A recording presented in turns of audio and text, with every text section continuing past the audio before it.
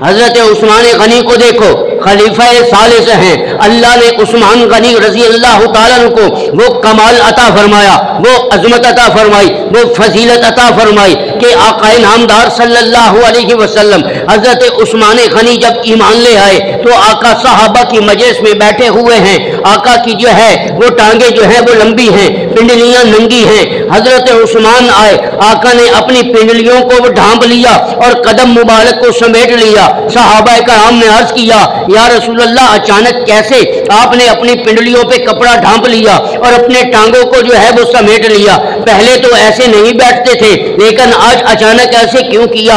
آقا نامدار صلی اللہ علیہ وسلم نے فرمایا کہ عثمان چونکہ میری مجلس میں آ چکا ہے، آج میں عثمان سے شرم و حیا کیوں نہ کروں، اس سے تو آسمان کے فرشتے بھی حیا کرتے۔ وہ عثمان غنی رضی اللہ تعالیٰ عنہ کہ جن کو داماد رسول ہونے کا اعزاز ملا ہے، کون؟ عثمان غنی رضی اللہ تعالیٰ عنہ جنہوں نے اس زندگی میں قرآن سے محبت کی ہے اور قرآن پڑھتے ہوئے اللہ کی رضا کے لیے اپنے جان کو قربان کیا۔ کون؟ عثمان غنی جن کو آقا نامدار صلی اللہ علیہ وسلم نے اپنی دو بیٹیاں یگی بعد دیگرے ان کے نکاح میں دی، ایک ام کلثوم رضی اللہ تعالیٰ عنہ، حضرت رقیہ رضی اللہ تعالیٰ عنہ، یہ دو یکے بعد دیگرے ان کے نکاح میں آئیں، اس لیے ان کو عثمان ذی النورین کہا جاتا ہے، دو نوروں والا، اس لیے کہ رسول اللہ صلی اللہ علیہ وسلم نے فرمایا تھا کہ عثمان، ان کی وفات کے بعد آقا نے فرمایا تھا کہ اے عثمان اگر مجھے اللہ 50 بیٹیاں بھی دیتا، 100 بیٹیاں بھی دیتا، وہ ساری یکے بعد دیگرے میں عثمان کے نکاح میں دے دیتا۔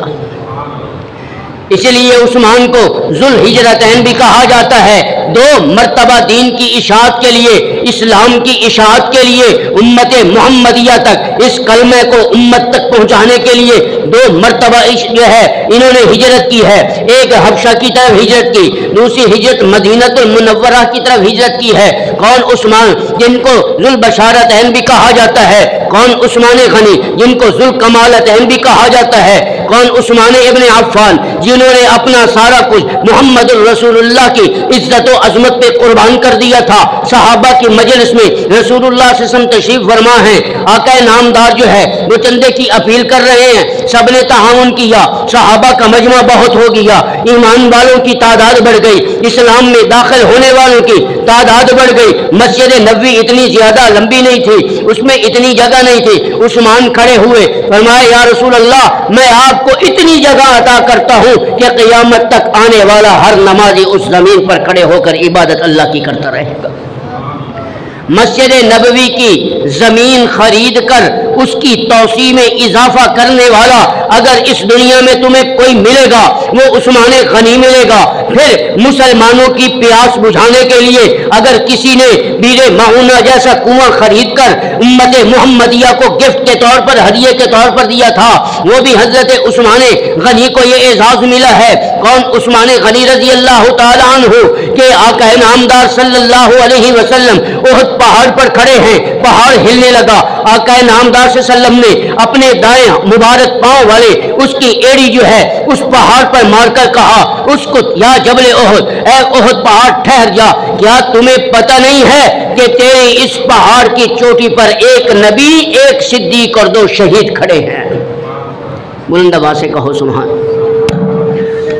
آپ میں رواج نہیں ہے سبحان اللہ کہنے کا، بلند آواز سے تو سبحان اللہ کہہ دو تاکہ باہر لوگوں کو بھی تو پتہ چلے نا کہ آج جمعۃ المبارک کا دن ہے۔ آج 90% لوگوں کو پتہ ہی نہیں ہوتا کہ جمعۃ المبارک کا دن ہوتا ہے کہ نہیں، وہ لوگوں سے پوچھ رہے ہوتے ہیں، کوئی جا رہا ہوتا ہے۔ تو میرے بھائیوں، نبی پاک صلی اللہ علیہ وسلم کی سیرت اور سنت پر جنہوں نے عمل کیا انہیں اللہ کی محبت بھی ملی، انہیں محمد الرسول اللہ کی محبت بھی ملی۔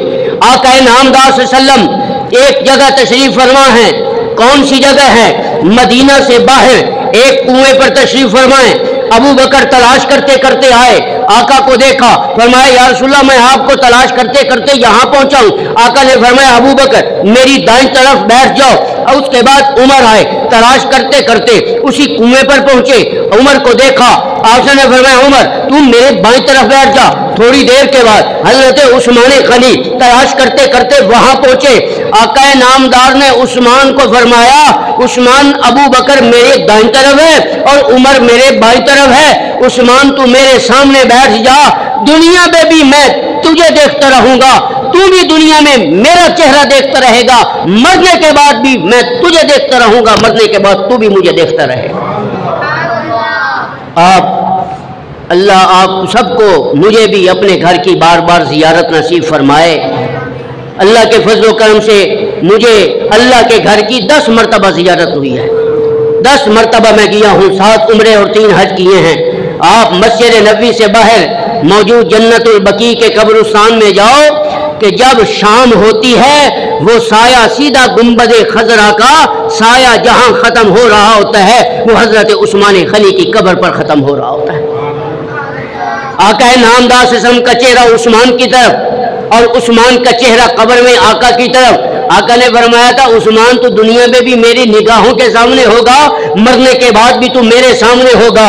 اللہ نے پھر حضرت عثمان غنی کو وہ عظمت عطا فرمائی کہ حضرت عثمان غنی کو بلا کر آقا نامدار نے فرمایا، آگے بڑے بڑے جلیل القدر صحابہ بھی بیٹھے تھے، آقا نے فرمایا عثمان تعال تشریف لاؤ، تفضل بسرعۃ تشریف لاؤ۔ عثمان بیٹھے ہیں، آقا نے فرمایا یا عثمان ان لکل نبی رفیقا فی الجنہ ورفیقی فی الجنۃ عثمان، اے عثمان جنت میں ہر نبی کا ایک ساتھی ہوگا، جنت میں اگر کوئی میرا ساتھی ہوگا تو عثمان تو میرا ہوگا۔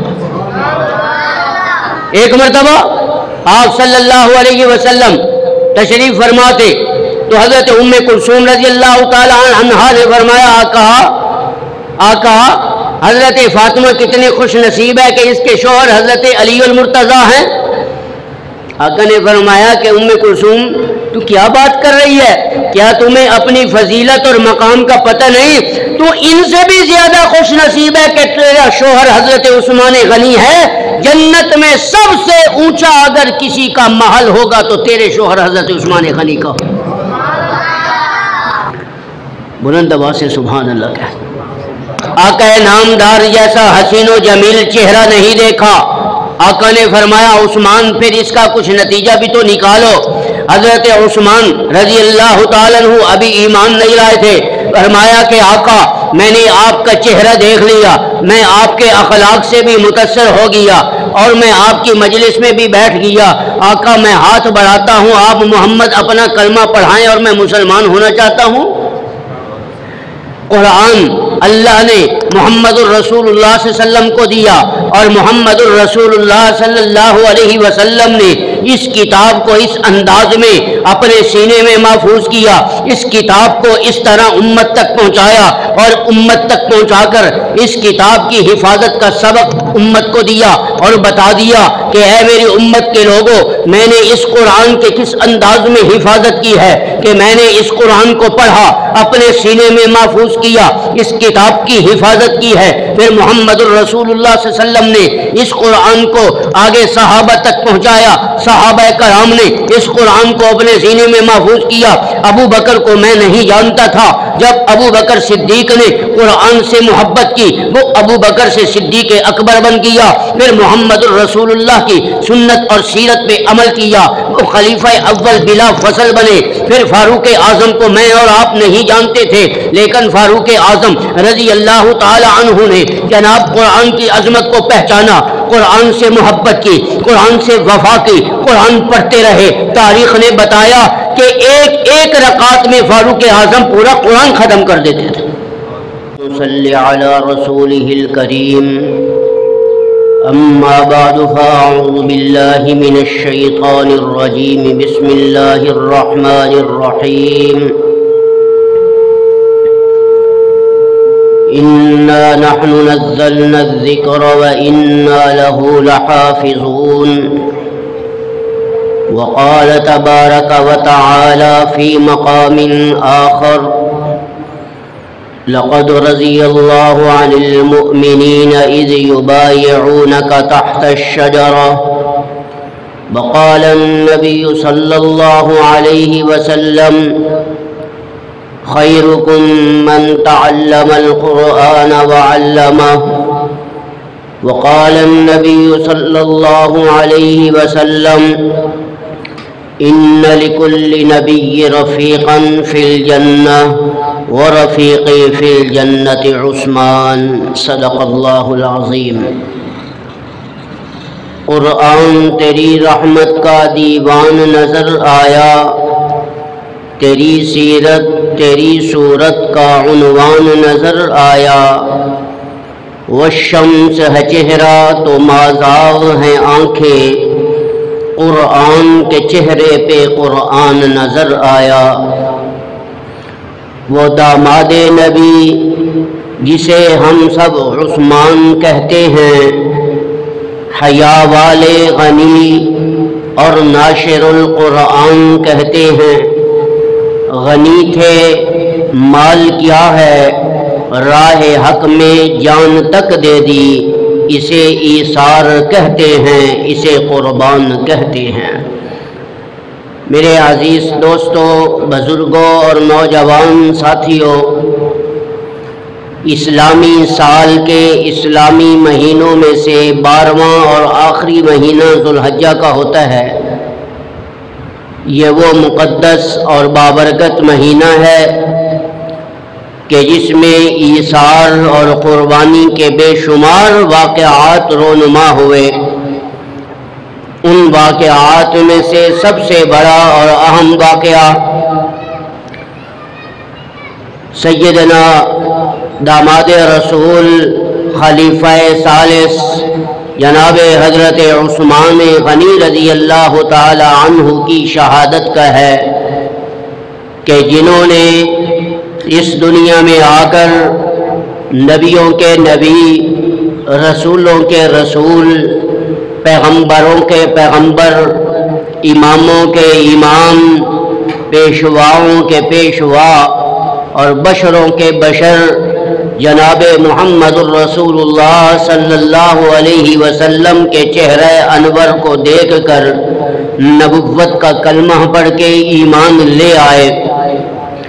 ایسا ایمان لے آئے کہ جنہوں نے اسلام لانے کے بعد دین کی اشاعت کے لیے، اسلام کی بلندی کے لیے، قرآن کو امت تک پہنچانے کے لیے اس بابرکت مقدس مہینے کی 18 تاریخ کو قرآن پاک کی تلاوت کرتے ہوئے اپنی جان اللہ کو پیش کی اور امت محمدیہ کو جان دے کر ایک سبق دے دیا کہ جو شخص اس دنیا میں آ کر محمد الرسول اللہ صلی اللہ علیہ وسلم کی سیرت و سنت پر عمل کرتے ہوئے دین کی اشاعت کے لیے اپنی جان کو قربان کر کے یہ کلمہ امت تک پہنچائے گا، قیامت کے دن وہ میرے نبی کا ہاتھ پکڑ کے جنت میں داخل ہوگا۔ لیکن آج میری تقریر کے 2 عنوان ہیں، ایک قرآن کی عظمت ہے اور دوسرا حضرت عثمان غنی رضی اللہ تعالیٰ عنہ کی شہادت کا ہے، کیونکہ دنیا کی تاریخ اور مورخین کے یہ اقوال کتابوں میں تمہیں جگہ جگہ ملیں گے کہ جس گھر میں قرآن ہے اس گھر میں عثمان ہے، اور جس گھر میں عثمان کی محبت ہو اس گھر میں قرآن کی بھی محبت کی جاتی ہے، اس گھر میں قرآن کی محبت نظر آتی ہے۔ دنیا میں جنہوں نے حضرت عثمان سے محبت کی انہوں نے قرآن سے محبت کی، اور جنہوں نے قرآن سے محبت کی انہوں نے سیدنا عثمان کی سیرت پر عمل کرتے ہوئے ان کی عظمت کی گواہی دی، ان کی فضیلت کی گواہی دی، ان کی شخصیت کی گواہی دی۔ پھر تاریخ نے ہمیں یہ بھی بتایا کہ اللہ کے حبیب صلی اللہ علیہ وآلہ وسلم اپنی بیمار پھوپھی کے پاس تشریف فرما ہیں، اتنی دیر میں حضرت عثمان غنی رضی اللہ تعالی عنہ تشریف لائے، آقا نامدار صلی اللہ علیہ وسلم کو وہاں تشریف فرماتے دیکھا، عثمان آقا کا چہرہ دیکھ رہے ہیں، کافی دیر تک دیکھتے رہے۔ نبی پاک صلی اللہ علیہ وسلم نے فرمایا عثمان بڑی دیر ہو گئی ہے، تو کافی وقت سے میرے چہرے کو دیکھ رہا ہے، خیر ہے؟ حضرت عثمان غنی رضی اللہ تعالی عنہ نے فرمایا آقا میں نے اپنی زندگی میں بڑے حسین و جمیل چہرے دیکھے پر محمد الرسول اللہ جیسا عظیم چہرہ نہیں دیکھا۔